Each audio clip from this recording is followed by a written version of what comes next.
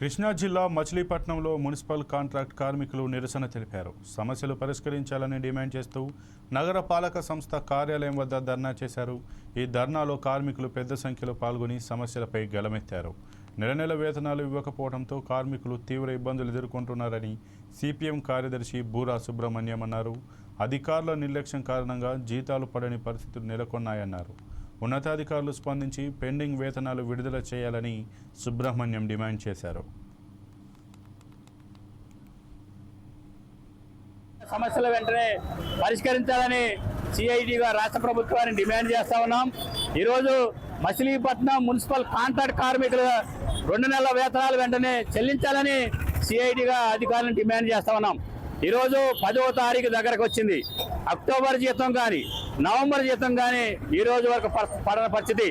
Permanent కార్మికులది కానీ లేదా ఆఫీసుల్లో పనిచేస్తున్న గుమస్తాలు కానీ ఆప్పాస్ ద్వారా కానీ లేదా 010 బడ్జెట్ ద్వారా 1వ తారీఖే వారి వేతనాలు పడుతున్నాయి.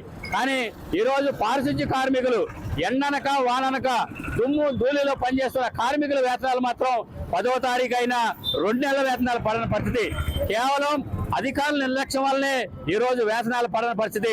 అదే సందర్భంలో అధికారులు సిఎఫ్ఎంఎస్ యొక్క టెక్నికల్ ప్రాబ్లం అంటూ ఈరోజు జీతాలు పడవని చెప్తున్నారు.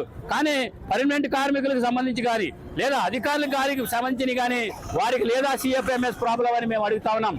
అదేవిధంగా ఈరోజు పని చేస్తామంటే వీరికి పనిముట్లు ఇవ్వని పరిస్థితి.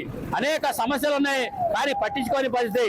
సంవత్సరం కొబ్బరి నూనె సబ్బులు కార్మికులకు ఇవ్వాలి, వాటిని కూడా ఇవ్వని పరిస్థితి.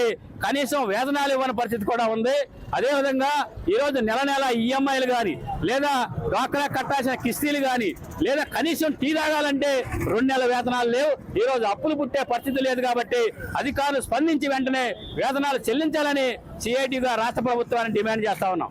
కార్మికులకు 2 నెలల నుంచి జీతాలు లేకుండా నానా ఇబ్బందులు పడుతున్నారండి. మామూలు రాష్ట్రం మొత్తం మీద కాదు, ఈ ఇబ్బంది అనేది బందరు టౌన్ ఒక్కటే దాంట్లోనే ఇలా ఇబ్బంది పడుతున్నారు. ఎందుకని ఇబ్బంది పెడుతున్నారు ఏంటి అనేది కాదు. కష్టపడిన వాళ్ళు మాకు 1వ తారీఖు జీతాలు రావాలి. కరెంటు బిల్లులు కట్టక ఫీజులు లాక్కెళ్ళిపోయారు. ఇంట్లో నానా ఇబ్బంది, పిల్లలతో జ్వరమే కానీ జబ్బే కానీ ఎవరి దగ్గర అప్పు తీసుకోవాలంటే మీరు కడితేనేగా మేము ఇస్తాము, మీరు కట్టపోతే ఎలాగ అన్న పరిస్థితి అయిపోయింది. జబ్బు పిల్లలు కూడా ఇళ్లలో పెట్టుకొని అలా ఉంటున్నారు. ఈ ఇబ్బంది మా అధికారులు గమనించి వెంటనే జీతాలు ఇవ్వాల్సిందిగా కోరుతున్నాము.